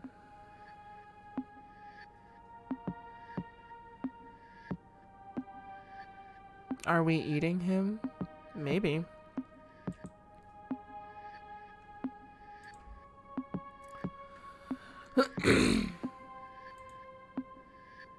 He's an easily frightened sort. I'm not sure how much of that is genuine.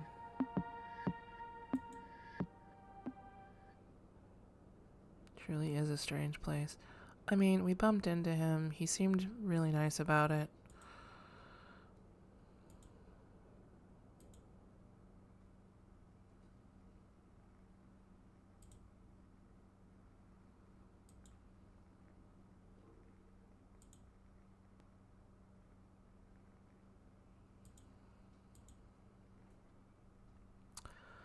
Same church is empty. The next day I step inside. Nothing but the echoes of my own calls for Sirius and the flicker of the candles around the statue. For a while, I simply wait in front of the altar. 5 minutes turn into 10, which turn into 20. Didn't he say he might have some information today? Who knows where?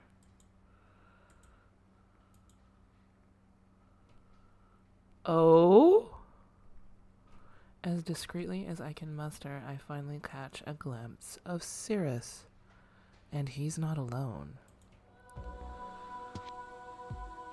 There's a strange tension in the air, one form more prominent than yesterday, and it dawns on me as I lean in further against the wall that he's genuinely angry.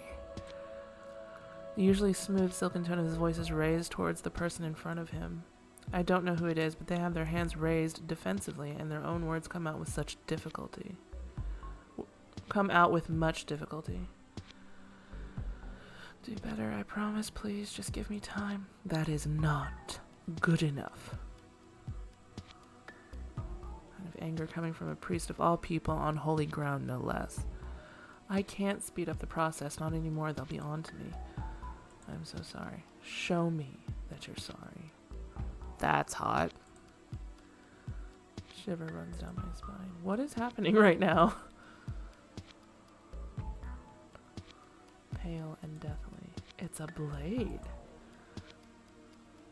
Skyrockets. I have to do something. Is it even safe to interfere? Shit, what do I do?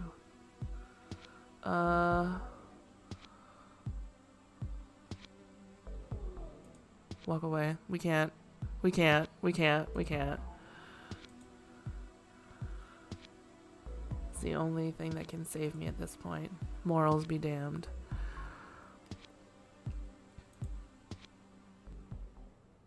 Actually, go back.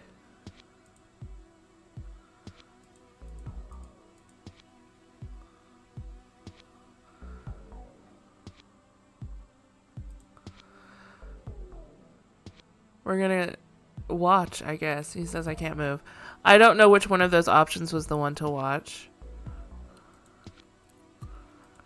How could this be happening?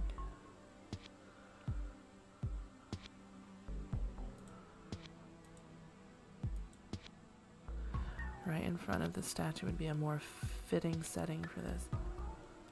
Fuck.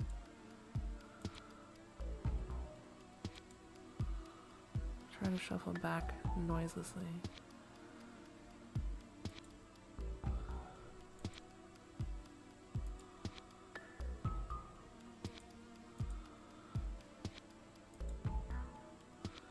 In just a few seconds, I'm face to face with Cirrus himself. Fuck.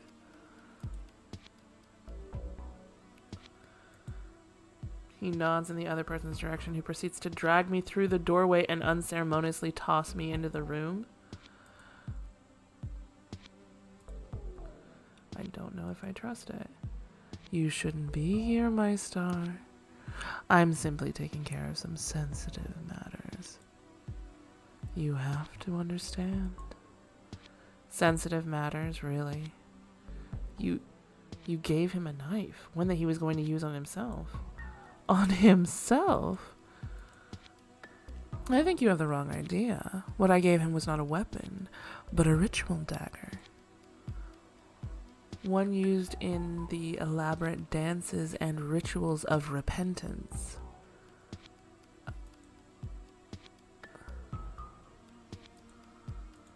I think I should leave. I think you're staying right where you are. When I gaze back up at the priest, he's smiling in a way that gives me chills. Leave for now. We'll continue this later. As much as a glance in their direction, they immediately obey and scuttle off. Then the door shuts behind us, and when I ask why Cirrus is locking it, he gives me no answer. Oh boy. Alright. And with that, there's no way out. Guess what? It's happening! When I refuse to look up at him, his fingers... What?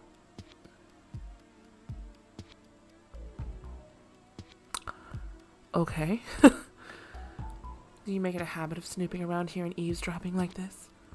Usually I don't have to. But then I heard shouting. You poor thing. Smile twist cruelly. I did keep you waiting for a while. Did you miss me? Pretty sure Cirrus is me. I'm not sure what's making my heart race faster right now, the adrenaline or the fact that he's so close. No matter. I'm going to teach you some manners. Listening in on important conversations is very, very naughty. He steps even closer, completely suffocating me with his presence. Have you ever been punished before, my star? What? Punishment?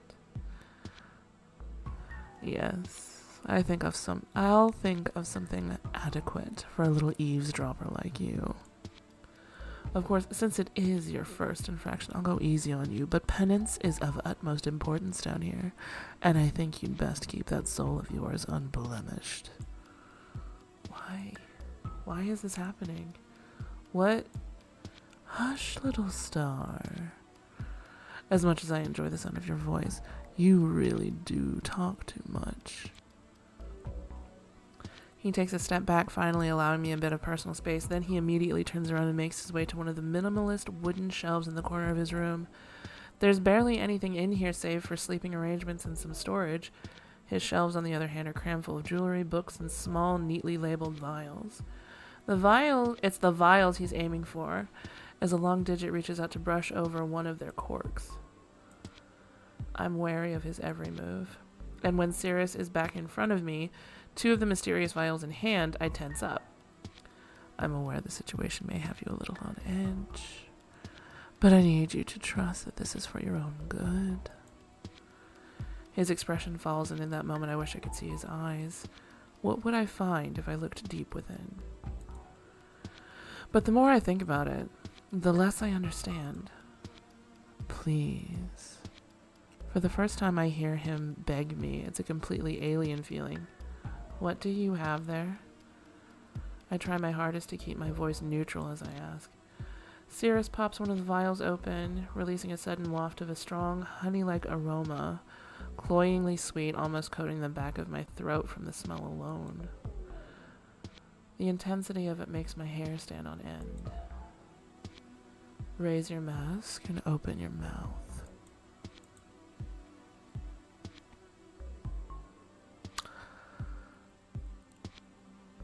Hmm.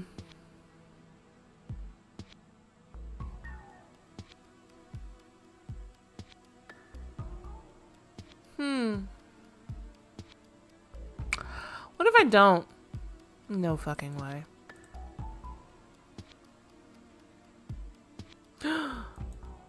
The hinges and ruined remains of it lie forgotten on the floor as I stumble back. My lips are pried open with strong but controlled force. The vial is jammed carelessly between my teeth, blooming in my whole mouth, and a few tiny shards of glass resting on my tongue, almost as a warning. I feel it sticking to my lips like a glaze, and when he continues pouring, it trickles down my chin. It doesn't taste bad, but something feels off. I feel strangely aware of everything.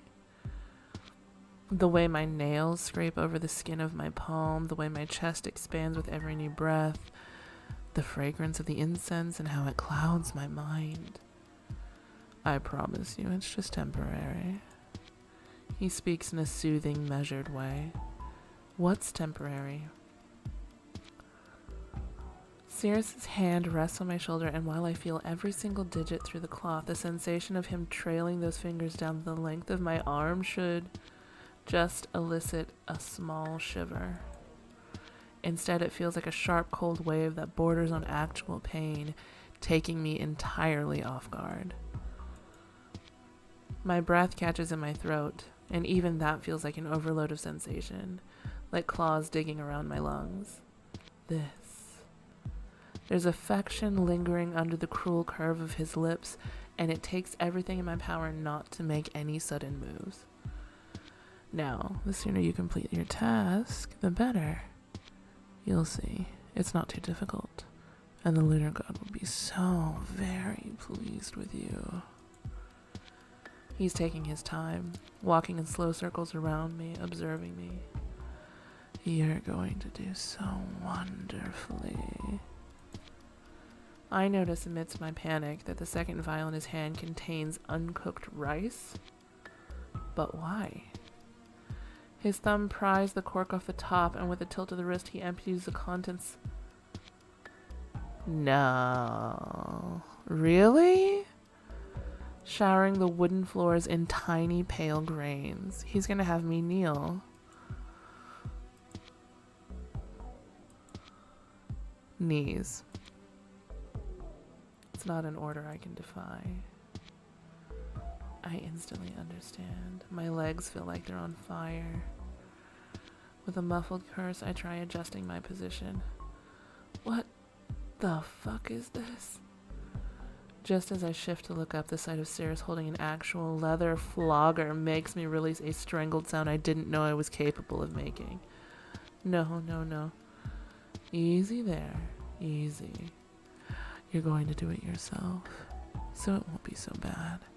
After all, you're the one who must repent. I take a deep, careful breath. And what if I refuse? Sirius chuckles, but it's devoid of warmth. Then I suppose I'll have to take matters into my own hands,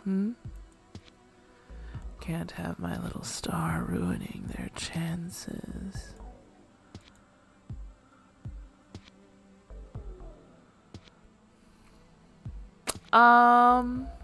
I mean, I'll be honest with you.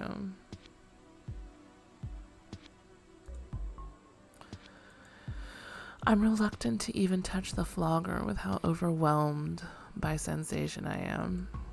I grit my teeth, which sends another fresh wave of pain through my jaw. I can't do it. Feels wrong. Why are you doing this? Sirius sighs and smiles once more. Well, I suppose I'll just have to show you. He handles the flogger with an experienced grip, and it doesn't take a genius to see he's done this plenty before. All I can do is stare at the tail swaying around and prepare myself for impact. That's... wow, okay. We'll start with 10. And I close my eyes. But no amount of deep breaths or mental preparation readied me for the impact between my shoulder blades. My vision goes white as mind-shattering pain explodes all over my back. It's unlike anything I've felt before, and it takes everything in me not to scream. Enough to revive the previous surge of pain, dig further into my knees. This time I scream. Perfect. This is that scene from Baldur's Gate 3. What a wonderful sight. I'm so proud of you. It's the praise. He murmurs a few words in a language I don't understand under his breath, giving me a moment to curl up and brace myself for the next hit. But Cirrus isn't having it.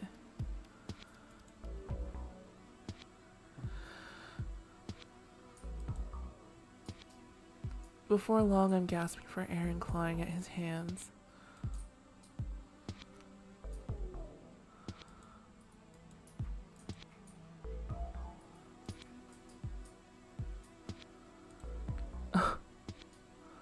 This is my cloak, after which I fall back to my previous position. 6 more to go.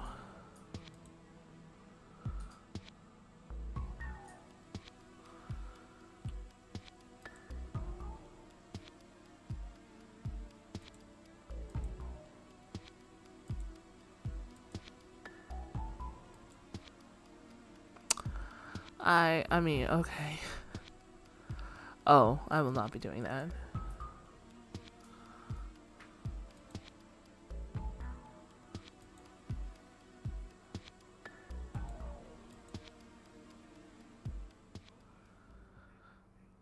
Warm and soft on my arm.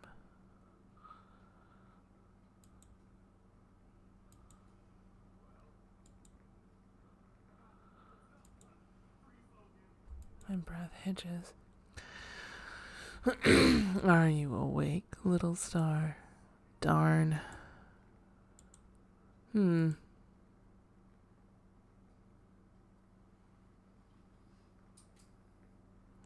me tingle. Your body is betraying you. Open your eyes. Talk about playing dirty. Whoops, didn't mean to do that. Do all priests make it a habit to do this? Mouthy from the moment you wake, I see.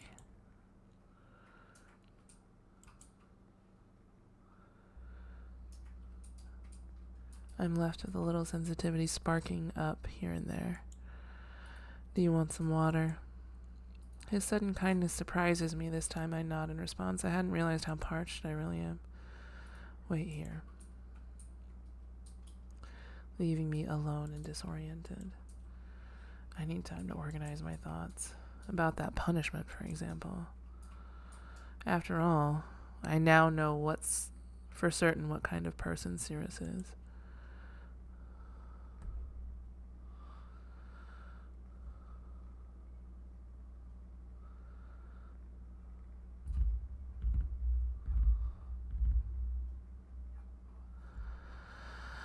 What do I do?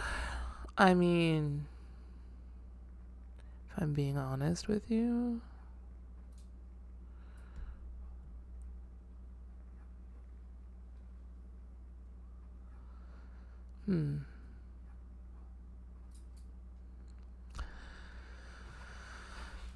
Go with your heart.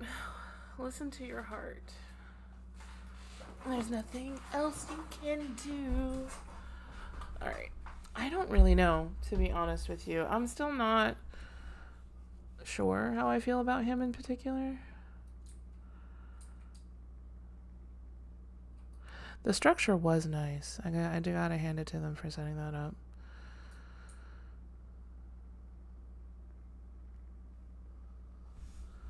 It was good.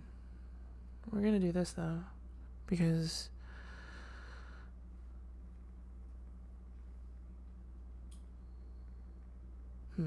No, it was this. If I'm being honest with myself, it was that. But it wasn't bad. Oh! They're self-voicing. I did not know that if you hit the V button. Called it. Shut up.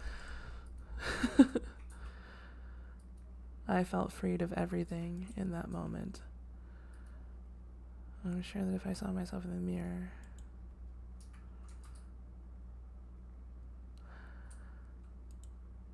Really nice. Shut up, both of you.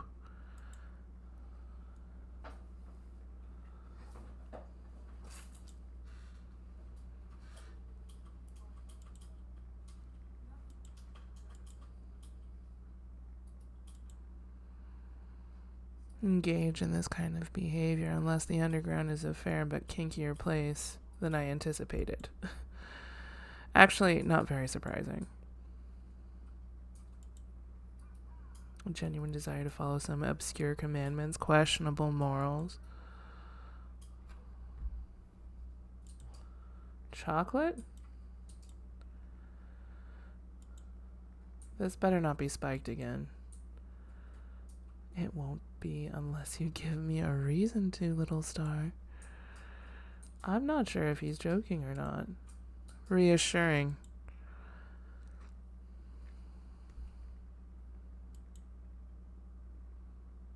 Lavender and black tea that melts in my mouth. Little grains are spread throughout the chocolate, and with each bite they released a burst of flavor. We're grounding. That's cool. And on good days, there's leftovers. Could get used to this. How is your back feeling? It's not painful.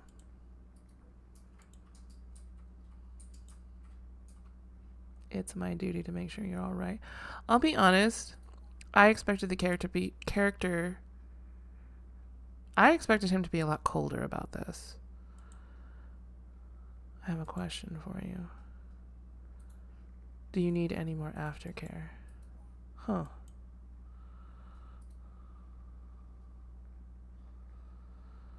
Wow.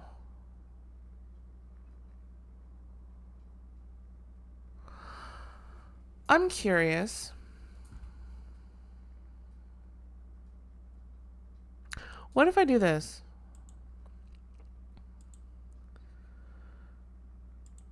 When I reach my arms out for him, he reciprocates. Surprisingly gentle when mingling with the incense and candle smoke that I've now grown so accustomed to. That's interesting.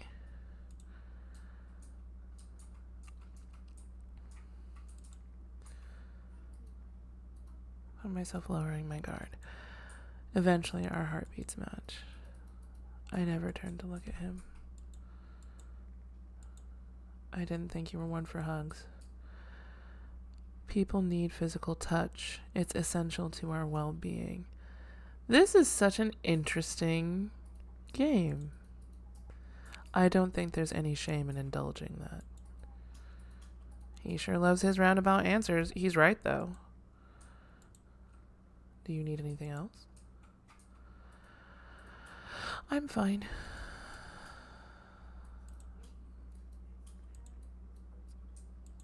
Really? I'll be sending out someone tomorrow, and if all goes well, they'll be back with positive news.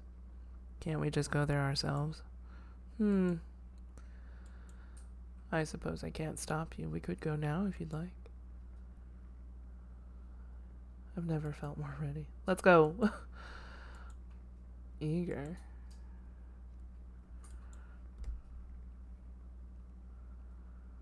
I found myself completely relieved.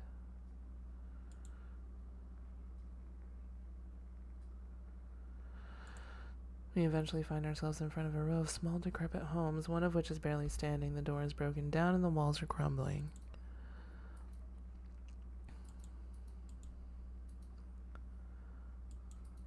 What I don't see is the thin little line of magic running across the floor, barely shimmering amidst the dust. The floorboards spread apart with a sharp crack, and suddenly blades shoot up from the gap and into my flesh, landing on the floor with a sickening squelch. cut like butter through my organs, muscles, and skin, leaving me to bathe in a horrifying, unceremonious puddle of my own bodily juices. Hot.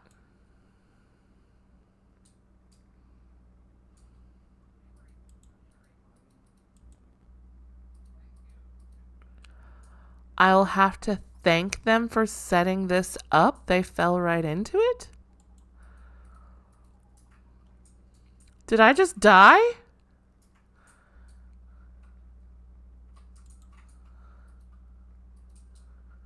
Are you serious? Even better. Now I won't have to listen to that little mouth going off. The worst end. He put you out of your misery. Wow.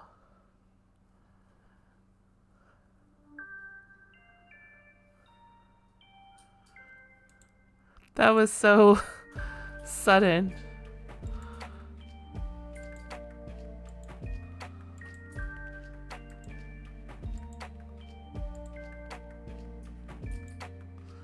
That was so sudden.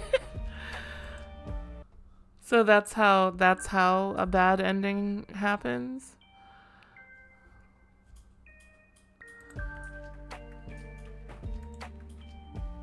Warnings.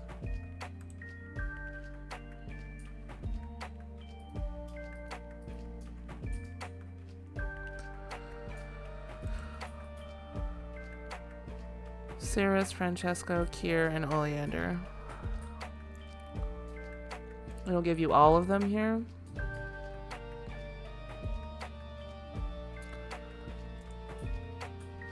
Oh, wow.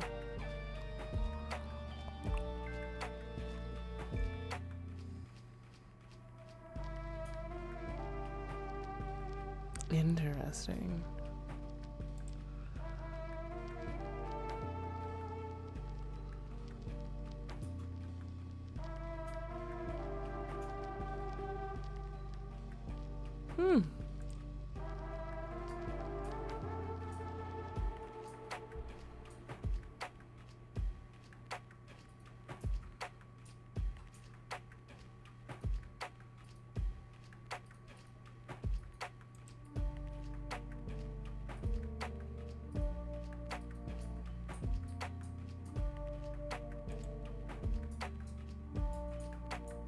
That's crazy.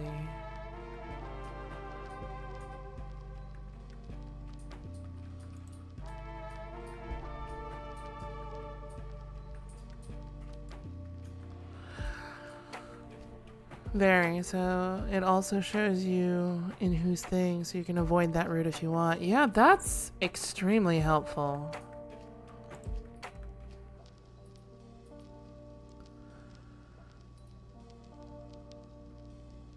All right, guys. What time is it?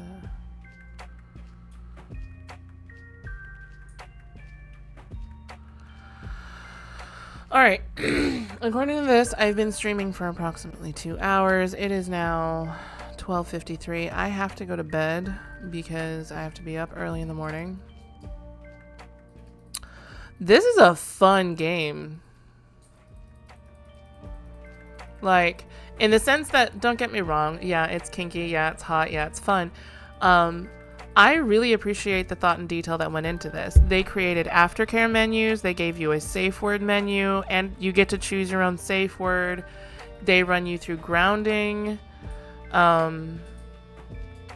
lot of really good exercises and tools being used here to help people calm down when they're overwhelmed.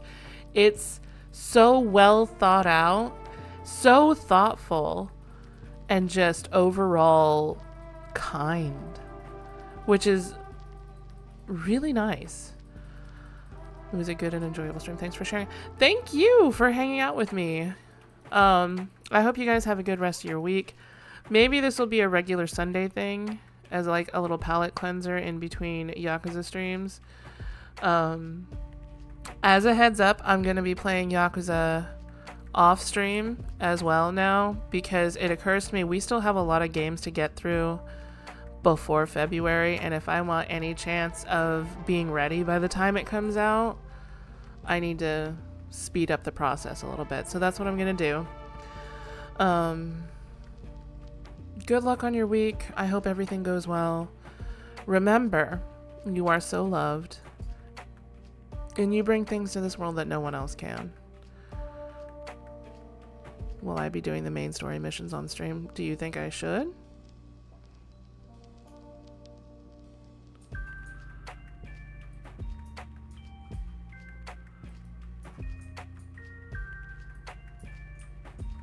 Yeah, I think that's a good idea. Honestly, you're probably right. I'll do the minigame missions, side missions off stream. That way I don't miss out on any benefits from it. Just watching the streams about. Yeah, that makes sense. I'll do the side missions off stream so that we don't miss any of the benefit, and then you guys get the meat and potatoes of the stream. So, that being said, remember, fuck the rich. No, eat the rich. Fuck the patriarchy. There are flowers blooming in Antarctica, and there is a flood in the Sahara Desert.